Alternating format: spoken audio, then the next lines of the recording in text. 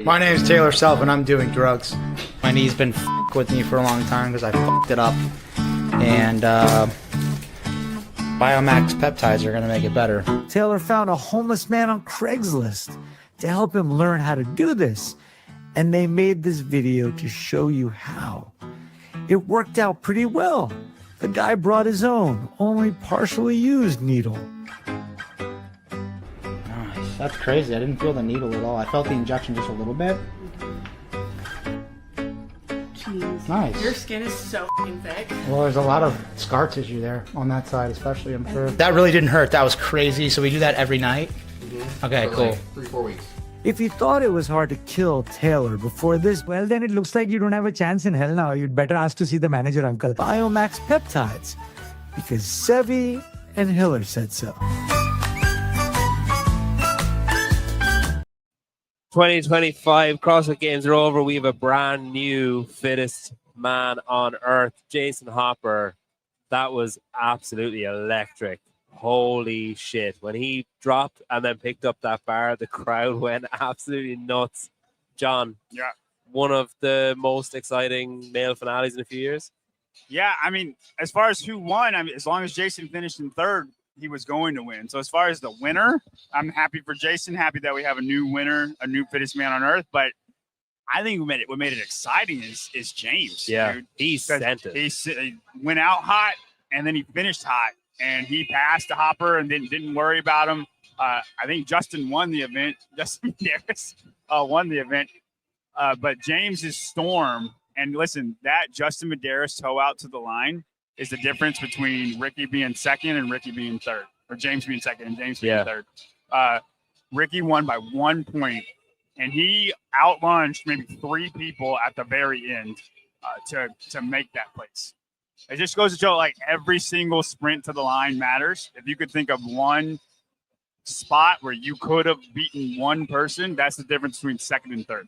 We got Zane. You're here too. Proven. Great weekend for them. Ricky, you were training with him for the last, 5 or 6 weeks. Yeah. That's the culmination of years of almost and nearlies to be standing second on the podium again. I mean, dude's been doing it for 10 years now. So for him to keep coming back, after injury, getting third, the year that he missed out, he was probably one of the favorites to win it that year. But he keeps battling. Last year, had an injury, and then I think he just stuck it out this weekend. He was just pretty tough, even when he didn't have an amazing finish. He just, stayed in it for the other events, and I think that's what kind of mattered at the end for him. So I'm so stoked for him. Yeah, his best finish. It's crazy. In his whole career. Yeah. So this is one more for the mantelpiece I think he needs. Yeah, it's crazy. James as well, third place. I mean, obviously so close to second, but to be the CrossFit Games champ last year, come back when a lot of people were saying, oh, it's just because 2024, etc. How impressed were you with him, Zane? I think he had a lot of doubters going into Waterpalooza earlier in the year, and then he kind of shut them up a little bit and was really solid through that. And then I think a lot of people were unsure about how well he was going to do. A lot of people were talking really high on him. Some people a little bit unsure, but I think, again, resilience, finishing through to the weekend. I think that's the thing that Sprague has always done is he doesn't leave many points on the table. And I think that's something that he's learned, him especially a little bit over Dallin this weekend. And then Hopper the best is just, even if it's a 20th to a 21st, or it's a second to a third position, it doesn't matter because every point's going to matter. So he was close to second, but he just couldn't quite get Rick at the end. And you talk about resilience. Jayson keeping the leader's jersey from the start of day 2. And for him, it felt like, and I don't know how the sentiment at the arena, pretty much everybody I talked to after event 9 was he's losing it. He's about to choke. I mean, if you saw him downstairs, he's pale. He was refusing to talk to people. He just didn't look. But I mean, it's what obviously he knows himself and it's what he needed to do. But I was thinking the same of man, he does not look confident. But first one to the bar, yeah, lunged it and wasn't even worried about Justin and Sprague. He goes, as long as I don't make a mistake, I win the CrossFit Games. I'm the fittest man on earth.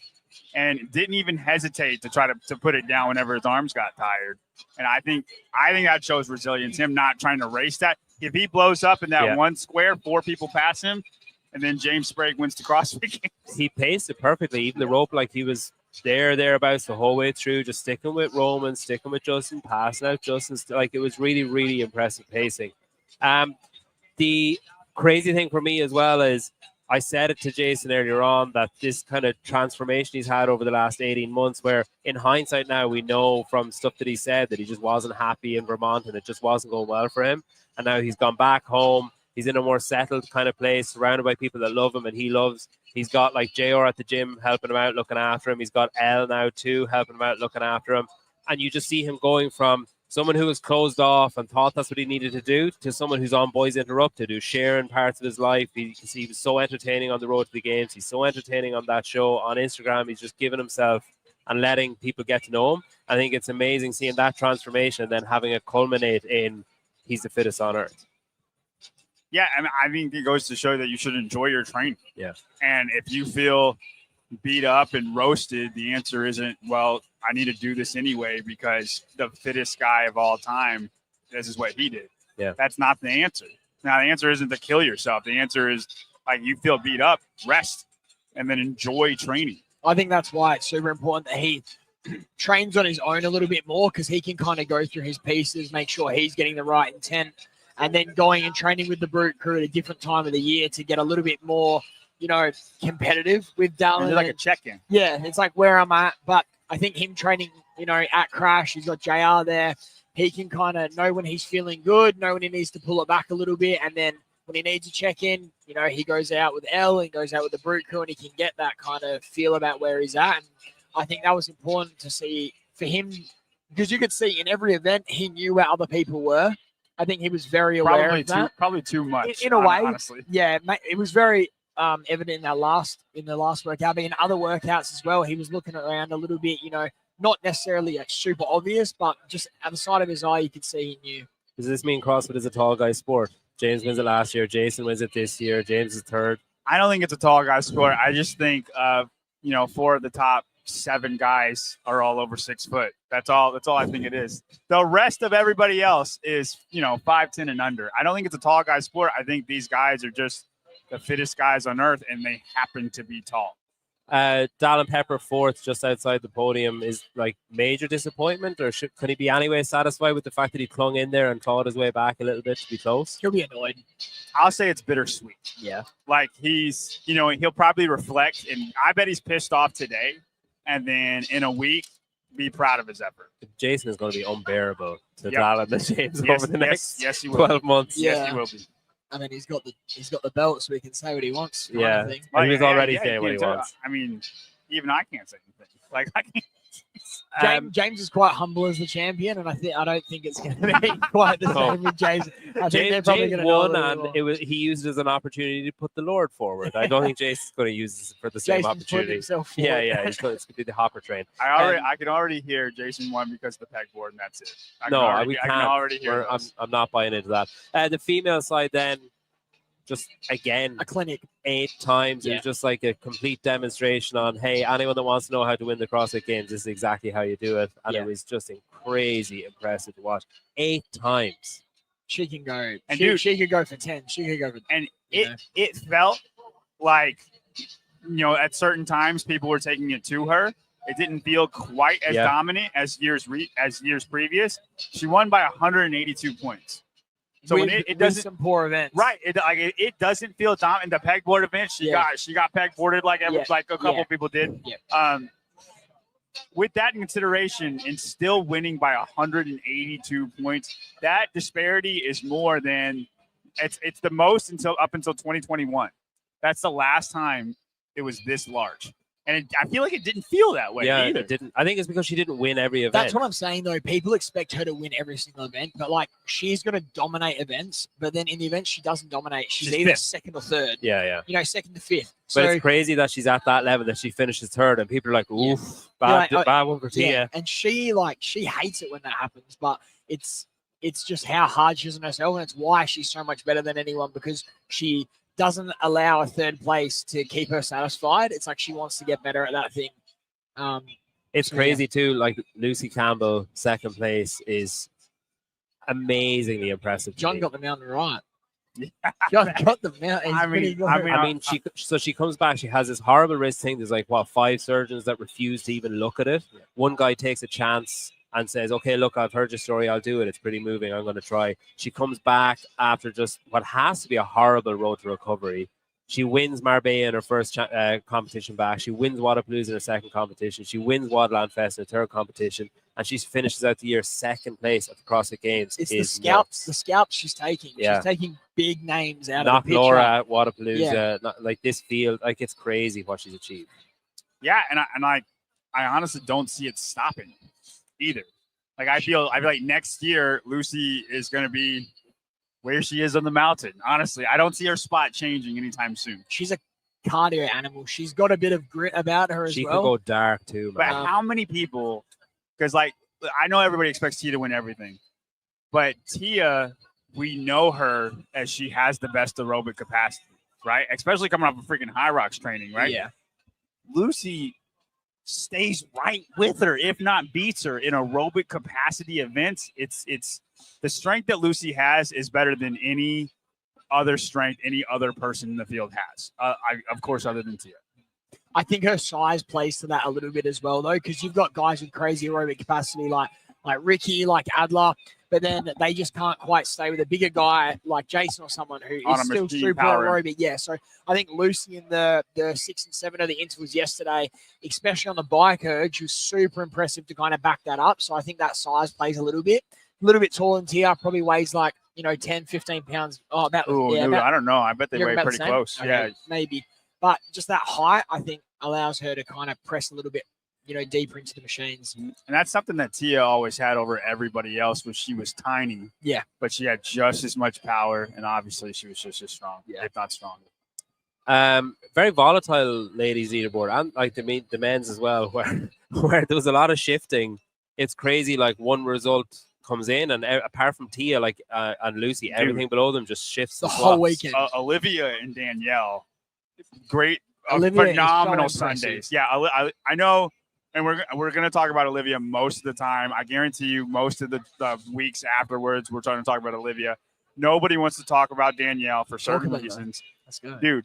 She started out 9th and ended up 4th. Yeah, like she had a phenomenal Sunday, very sneaky Sunday, 8th, 3rd, and 2nd. Like, Danielle is a lot better than people think. I think is it fair to say, do you think whatever great Sunday Danielle had, Amy Kringle had the opposite? 100%. Yeah. That just comes down to the event order, though. Yeah. I agree with that. Change that around. Is it difficult? So I was thinking about that earlier on. Harry Lightfoot was in a similar position where, is it you don't want to end thinking, oh shit, those last 2 events or last 3 events. And if the order is reversed and you start off in like 28th, 29th and claw your way back up, you're going to leave feeling amazing. I agree, but I'll play devil's advocate. Recovery comes into play a lot. Yeah. I think especially on Sunday. For sure. But Olivia Kerstetter, you can't say enough good things about her. Ended the weekend on a win. It's not the only time she's done that. She's done that a couple times. You know what was really cool as well is down in the warm-up area, when Olivia Kerstetter, it became clear she had finished 3rd, the atmosphere in the warm-up area completely changed, and everyone was so happy. Like Sprague was like, "Oh my God, this is amazing!" Everyone was just so happy for her, which is really cool to see.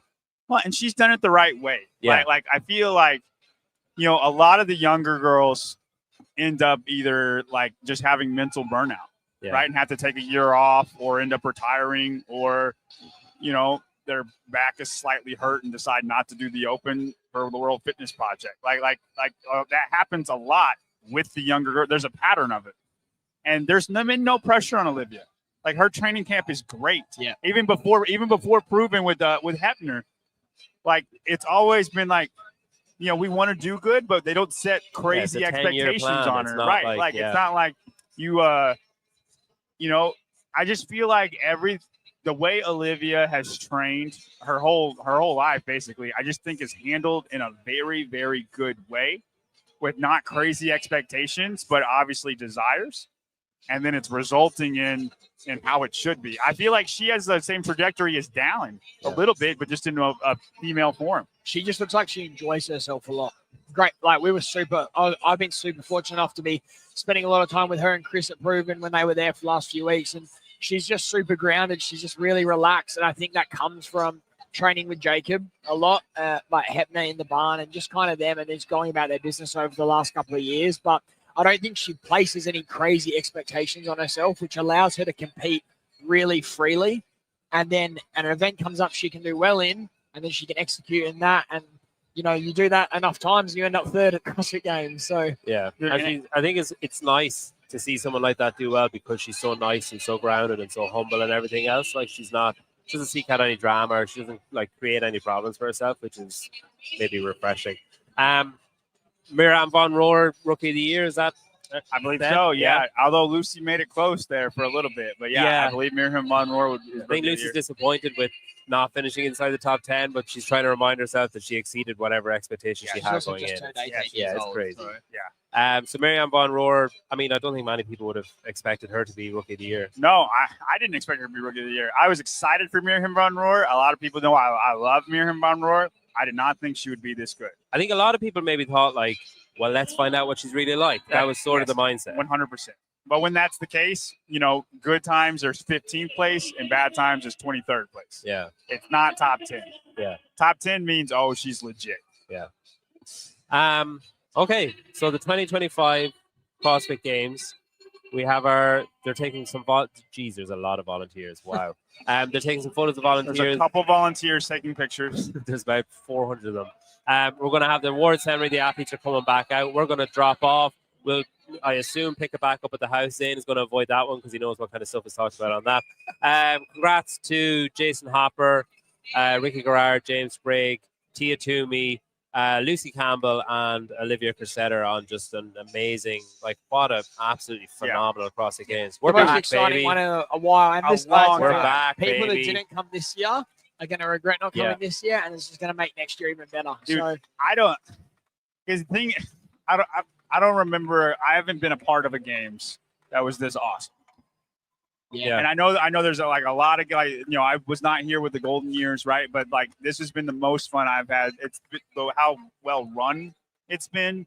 Everything's been on time. There wasn't really any controversies. The pegboard's the biggest thing, and I don't think that's the equipment fault or the programming fault. And hey, listen, we need something to talk about for the next 6 months, so pegboards are it. Yeah. I think it's the most exciting finish since probably Tian Kara in that final event. In almost 2017. So it's been like a long time of dominance, and then clear winners coming into the final day, all separating themselves. So 2017 is probably the last year that I think would be better than this year. And 2017 is regarded as like one of the best years of all time for the CrossFit. It goes 2014, 2017, and everything else. Hey, we're getting too into the weeds here, buddy. We need to drop off. Listen, thanks for watching. Go to biomasspeptides.com. They are the reason that we are here and able to do this broadcast. You can use games for 10% off, free bariostatic water, and free shipping. It only took me the whole weekend to learn that word. You can go to highgroundbeefchips.com and you can use games 25 for savings on there. We're going to be back in, what is it, like 5:30? We probably maybe 2.5 hours. We'll schedule a show and let you guys know. Thanks for watching all weekend. We really appreciate it. We've had a blast. I cracked the code. I pulled the 6 trays out of the kitchen dehydrator 18 months ago. I took all of the beef chips straight to Las Vegas, found my friends, forced them to eat beef chips. I got 100% positive feedback rate, and I knew from that moment that I had to bring this product to the market. Everything in the market is just confusing, diluted, and that's what made us make this product. 3 ingredients, no bullshit. Beef, garlic salt, red pepper flakes, that's it. Cutting through the noise and giving the customers what they want. A clean label with the most protein-dense nutrient snack that you can get on the market. The approach that we're taking is substituting the standard chips, the oil, the fried chips with these. It's a remarkably similar texture and feel and thickness, but you get all of the upside of the nutritional aspect of it, and you get the satiety of filling your stomach with something that's actually good for you.